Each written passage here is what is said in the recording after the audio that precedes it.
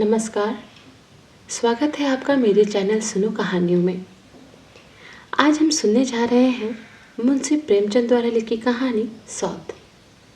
तो चले फिर सुनते हैं आज की कहानी।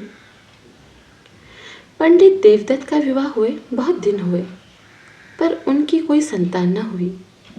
जब तक उनके माँ बाप जीवित थे तब तक वे उनसे सदा दूसरा विवाह कर लेने के लिए आग्रह किया करते, पर वे राजी न हुए।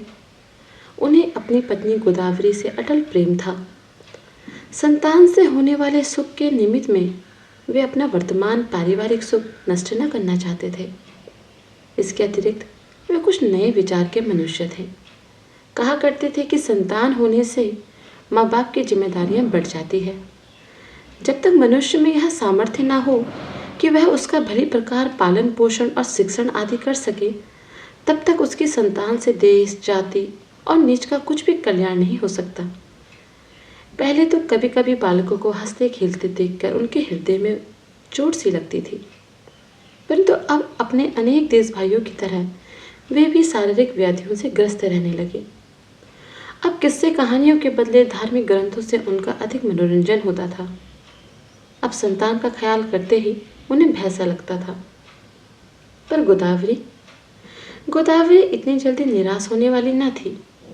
पहले तो वह देवी देवता, गांठे ताबीज और यंत्र मंत्र आदि की शरण लेती रही, परंतु जब उसने देखा कि ये औषधियाँ कुछ काम नहीं करती, तब वह एक महा औषधि की फिक्र में लगी जो कायाकल्प से कम नहीं थी। उसने महीनों बरसों इसी चिंता सागर में गोते लगाते काटे। उसने दिल को बहुत समझाया, परंतु मन में जो बात समा गई थी किसी तरह न निकली। उसे बड़ा भारी आत्मत्याग करना पड़ेगा। शायद पति प्रेम के सदृश अनमोल रत्न भी उसके हाथ से निकल जाए, पर क्या ऐसा हो सकता है? 15 वर्ष तक लगातार जिस प्रेम के वृक्ष की उसने सेवा की है, क्या वह हवा का एक झोंका भी न सह सकेगा? गोदावरी ने अंत में अपने प्रबल विचारों के आगे सिर झुका लिया। अब सौत का शुभ आगमन करने के लिए वह तैयार हो गई थी। पंडित देवदत्त गोदावरी का यह प्रस्ताव सुनकर स्तंभित हो गए। उन्होंने अनुमान किया कि या तो यह प्रेम की परीक्षा कर रही है या मेरा मन लेना चाहती है।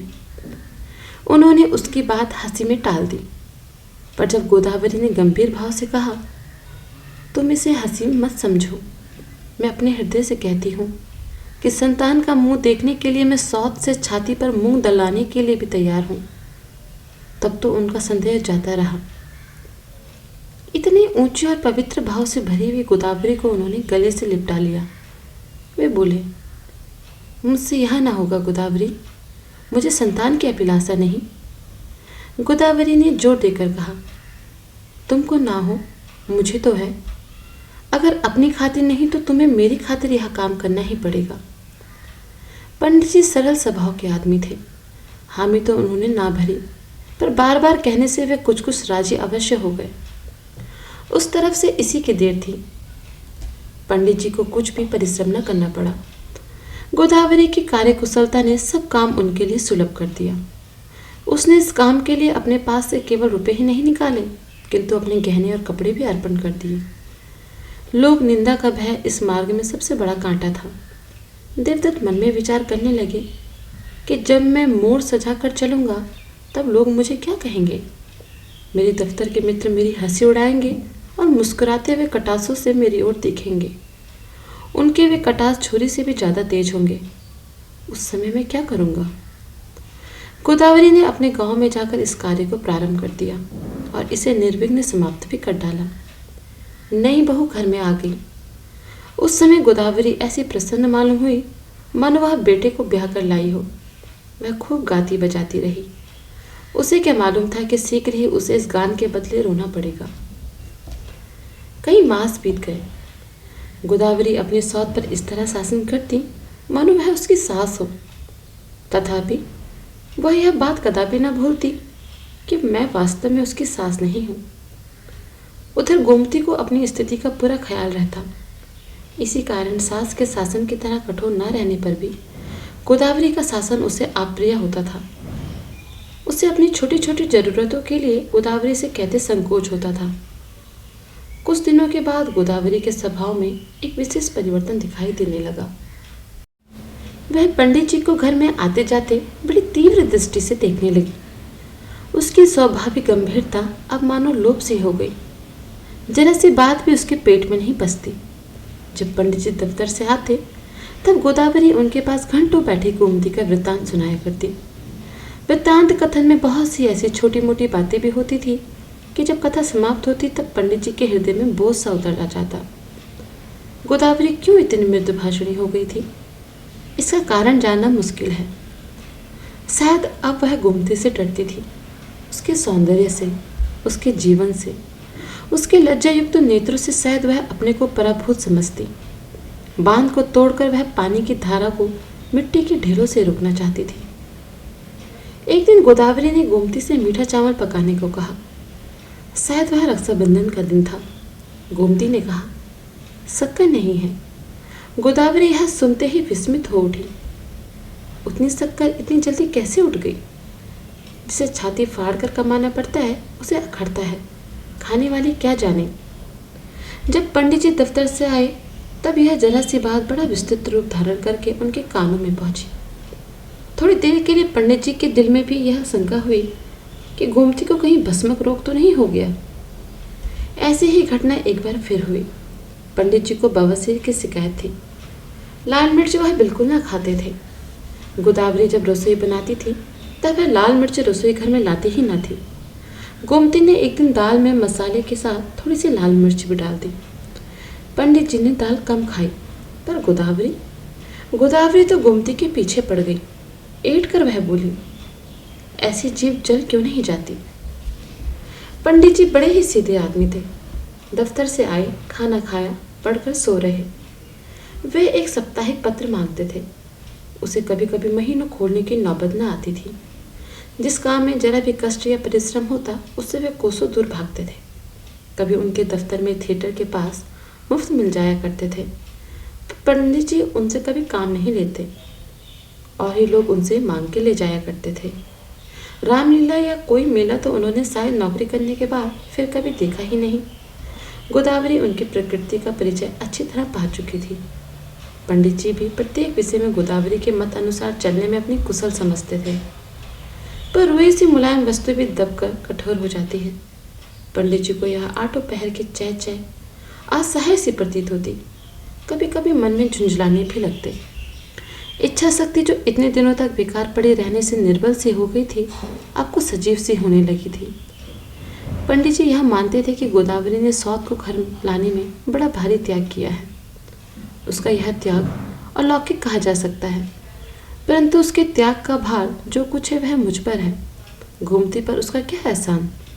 यह उसे कौन सा सुख है जिसके लिए वह फटकार और फटकारी सहे? पति मिला है, वह बूढ़ा और सदा रोगी। घर मिला है, वह ऐसा कि अगर नौकरी छूट जाए तो कल चूल्हा न जले। इस दशा में गोदावरी का यह स्नेह रहित बर्ताव उन्हें बहुत अनुचित मालूम होता।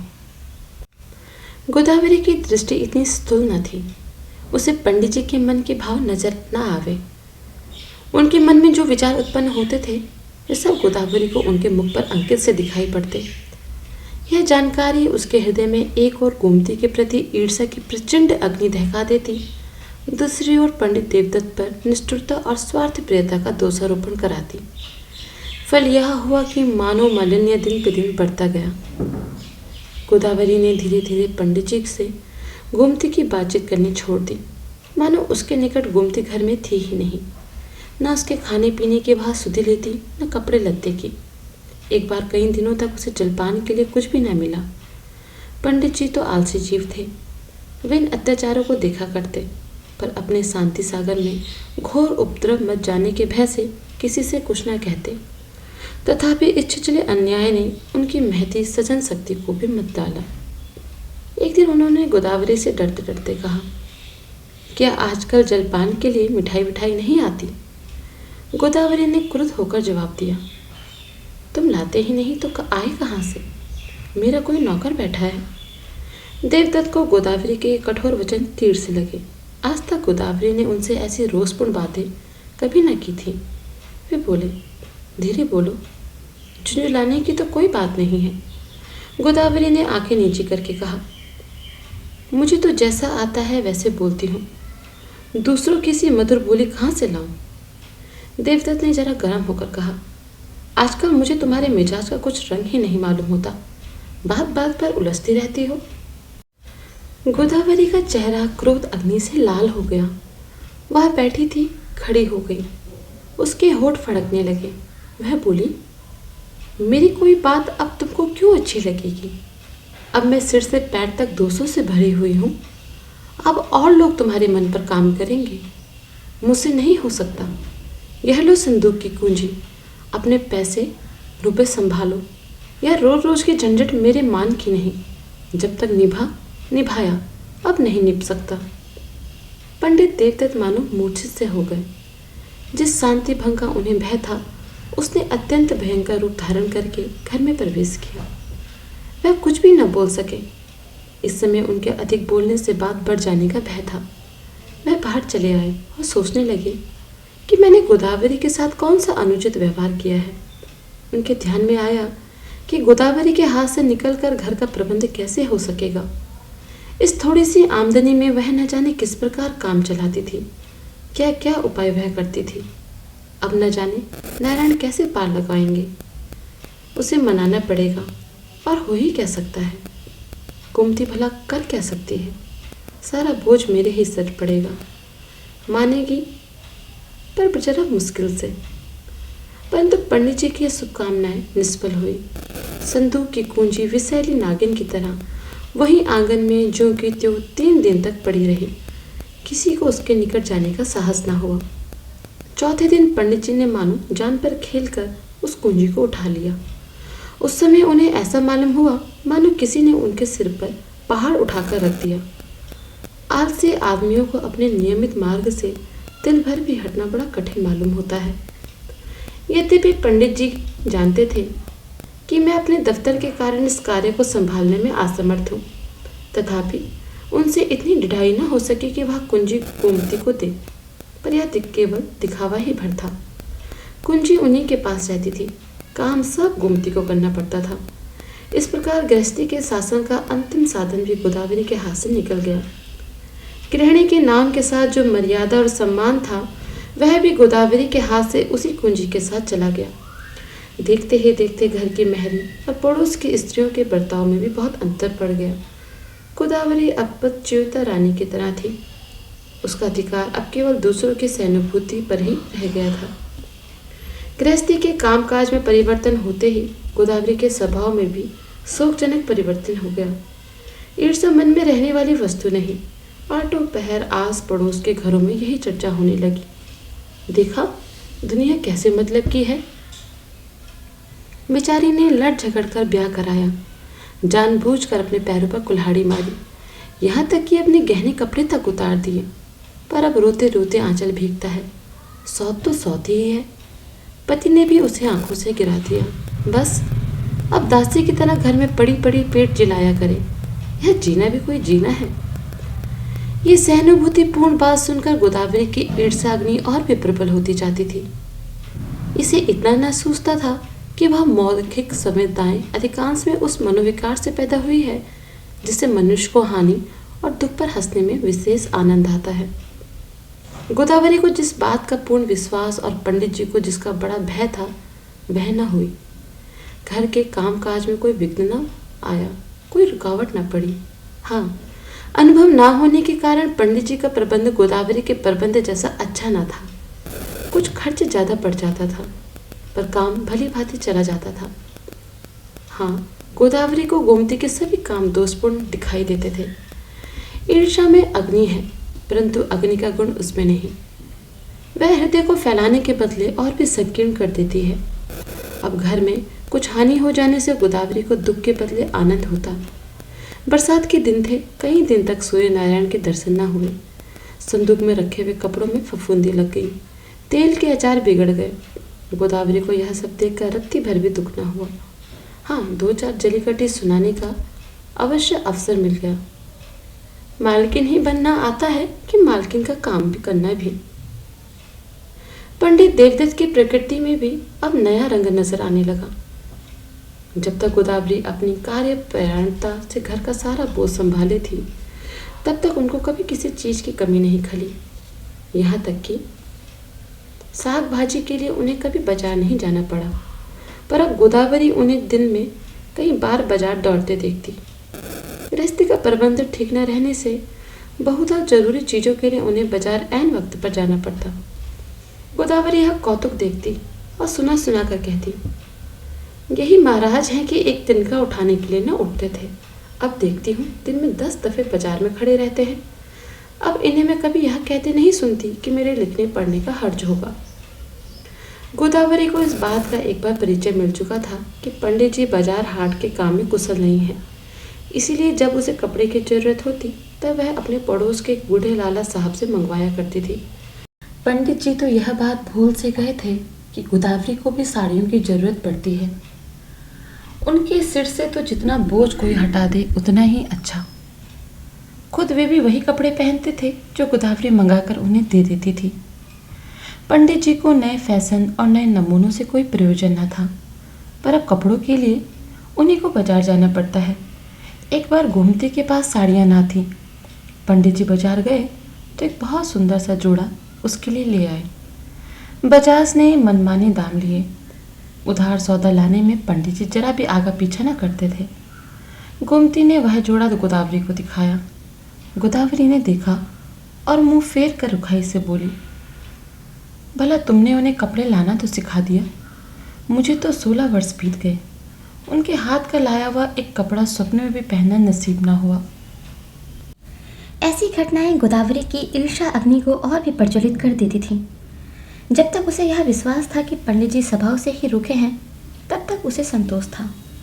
परंतु अब उनकी ये नई नई तरंगे देखकर उसे मालूम हुआ कि जिस प्रीति को मैं सैकड़ों यत्न करके भी न पा सकी, उसे इस रमणी ने केवल अपने यौवन से जीत लिया। उसे अब निश्चय हुआ कि मैं जिसे सच्चा प्रेम समझ रही थी वह वास्तव में कपटपूर्ण था, वह नीरा स्वार्थ था। देवयोग से इन्हीं दिनों गोमती बीमार पड़ी। उसे उठने बैठने की भी शक्ति ना रही। गोदावरी रसोई बनाने लगी, पर उसे इसका निश्चय नहीं था कि गोमती वास्तव में बीमार है। उसे यही ख्याल था कि मुझसे खाना पकवाने के लिए ही दोनों प्राणियों ने यह स्वांग रचा है। पड़ोस की स्त्रियों से कहती कि लौंडी बनने में इतनी सी ही कसर थी, वह पूरी हो गई। पंडित जी को आजकल खाना खाते वक्त भाग भाग सी पड़ जाती है। वे न जाने क्यों गोदावरी से एकांत में बातचीत करते डरते हैं। न मालूम कैसी कठोर और हृदय विदारक बात सुनने को मिल जाए। इसलिए खाना खाते वक्त वे डरते थे कि कहीं उस भयंकर समय का आगमन ना हो जाए। गोदावरी अपने तीव्र नेत्रों से उनके मन का भाव ताड़ जाती थी, पर मन ही मन में ऐंठ कर रह जाती। एक दिन उससे रहा न गया। वह बोली, क्या मुझसे बोलने की भी मनाही की गई है? देखती हूँ कहीं तो रात रात भर बातों का तार नहीं टूटता, पर मेरे सामने मुंह खोलने की भी कसम सिखाई है। घर का रंग ढंग देखते हो ना, अब तो काम तुम्हारे इच्छानुसार चल रहा है ना? पंडित जी ने सिर नीचा किए हुए उत्तर दिया, जैसे चलता है वैसे चलता है। उस फिक्र से कि अपनी जान दे दूं। जब तुम यह चाहती हो कि घर मिट्टी में मिल जाए, तब फिर मेरा क्या वश है? इस पर गोदावरी ने बड़े कठोर वचन कहे। बात बढ़ गई। पंडित जी चौके पर से उठ गए। गोदावरी ने कसम दिलाकर उन्हें बिठाना चाहा, पर वे वहां क्षण भर भी न रुके। तब उसने भी रसोई उठा दी। सारे घर को उपवास करना पड़ा। गोमती में एक विचित्रता यह थी कि वह कड़ी से कड़ी बात सहन कर सकती थी, पर भूख सहन करना उसके लिए बड़ा कठिन था। इसलिए कोई व्रत भी न करती थी। हाँ, कहने सुनने को जन्माष्टमी रख लेती थी, पर आजकल बीमारी के कारण उसे और भी भूख लगती थी। जब उसने देखा कि दोपहर होने को आई और भोजन मिलने के कोई लक्षण नहीं, तब विवश होकर बाजार से मिठाई मंगाई। संभव है उसने गोदावरी को जलाने के लिए ही खेल खेला हो, क्योंकि कोई भी एक वक्त खाना ना खाने से मर नहीं जाता। गोदावरी के सिर से पैर तक आग लग गई। उसने भी तुरंत मिठाइयाँ मंगवाई। कई वर्ष के बाद आज उसने पेट भर मिठाइयाँ खाई। ये सब ईर्ष्या के कौतुक है। जो गोदावरी दोपहर के पहले मुंह में पानी न डालती थी, वही अब प्रातःकाल ही कुछ जलपान किए बिना नहीं रह सकती। सिर में वह हमेशा मीठा तेल डालती थी, पर अब मीठे तेल से उसके सिर में पीड़ा होने लगती थी। पान खाने का भी उसे नया व्यसन लग गया। ईर्षा ने उसे नई नवीली बहू बना दिया। जन्माष्टमी का शुभ दिन आया। पंडित जी का स्वाभाविक आलस्य इन 2-3 दिनों के लिए गायब हो जाता था। बड़े उत्साह से झांकी बनाने में लग जाते थे। गोदावरी यह व्रत बिना जल के रखती थी और पंडित जी तो कृष्ण के उपासक ही थे। अब उनके अनुरोध से गोमती ने भी निर्जल व्रत रखने का साहस किया। पर उसे बड़ा आश्चर्य हुआ जब मैरी ने आकर उससे कहा, बड़ी बहू निर्जल न रखेगी, उनके लिए फलाहार मंगा दो। संध्या समय गोदावरी ने मान मंदिर जाने के लिए इक्की की फरमाइश की। गोमती को यह फरमाइश बुरी मालूम हुई। आज के दिन इक्को का किराया बहुत बढ़ जाता था। मान मंदिर कुछ दूर भी नहीं था। इससे वह चिढ़कर बोली, व्यर्थ रुपया क्यों फेंका जाए, मंदिर कौन बड़ी दूर है, पाँव पाँव क्यों नहीं चली जाती। हुक्म चला देना तो सहज है, अखरता उसे है जो बैल की तरह कमाता है। 3 साल पहले गोमती ने इसी तरह की बातें गोदावरी के मुंह से सुनी थी। आज गोदावरी को भी गोमती के मुंह से सुननी पड़ी। समय की गति। इन दोनों गोदावरी बड़े उदासीन भाव से खाना बनाती है। पंडित जी के पाथ्य पथ्य के विषय में भी अब उसे पहले किसी चिंता न थी। एक दिन उसने मेहरी से कहा कि अंदाज से मसाले निकाल कर पीस ले। मसाले दाल में पड़े तो मिर्च जरा अधिक तेज हो गई। मारे भैंसे पंडित जी ने वह खाई ही नहीं। अन्य आलसी मनुष्यों की तरह चटपटी वस्तुएं उन्हें भी बहुत प्रिय थी, परंतु वह रोग से डरे हुए थे। गोमती ने जब यह सुना तब बोहे चढ़ाकर बोली, क्या बुढ़ापे में जबान गज भर की हो गई है। कुछ इसी तरह से कटु वाक्य एक बार गोदावरी ने भी कहे थे। आज उसकी बारी सुनने की थी। आज गोदावरी गंगा से गले मिलने आई है। 3 साल हुए वह वर और वधू को लेकर गंगा जी को पुष्प और दूध चढ़ाने गई थी। आज वह अपने प्राण समर्पण करने आई है। आज वह गंगा जी की आनंदमयी लहरों में विश्राम करना चाहती है। गोदावरी को अब उस घर में एक क्षण रहना भी दुस्सह हो गया था। जिस घर में रानी बनकर रही, उसी में चेली बनकर रहना कुछ जैसी सगर्भा स्त्री के लिए असंभव था। अब इस घर में गोदावरी का स्नेह उस पुरानी रस्सी की तरह था जो बराबर गांठ देने पर भी कहीं न कहीं से टूट ही जाती है। उसे गंगा जी की शरण लेने के सिवाय और कोई उपाय न सूझता था। कई दिन हुए उसके मुंह से बार बार जान देने की धमकी सुन पंडित जी खिजलाकर बोल उठे थे, तुम किसी तरह मर भी तो नहीं जाती। गोदावरी उन विष भरे शब्दों को अब तक न भूली थी। चुभने वाली बातें उसको कभी न भूलती थी। आज गोमती ने भी वही बातें कही। यद्यपि उसने बहुत कुछ सहन करने के पीछे कठोर बातें कही थी, तथापि गोदावरी को अपनी बातें तो भूल सी गई थी। केवल गोमती और पंडित जी के वाक्य ही उसके कानों में गूंज रहे थे। पंडित जी ने उसे डांटा तक नहीं। उस पर ऐसा घोर अन्याय और वे मुंह तक न खोले। आज सब लोगों के सो जाने पर गोदावरी घर से बाहर निकली।